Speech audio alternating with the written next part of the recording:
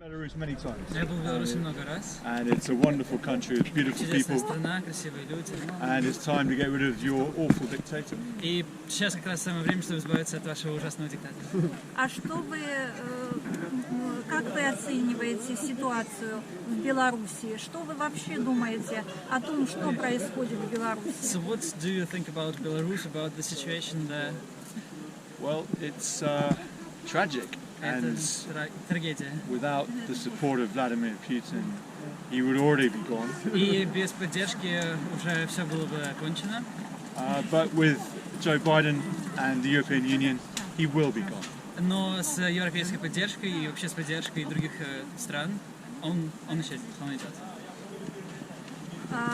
Ваше предположение, когда это может случиться? So what are your thoughts on when it can happen?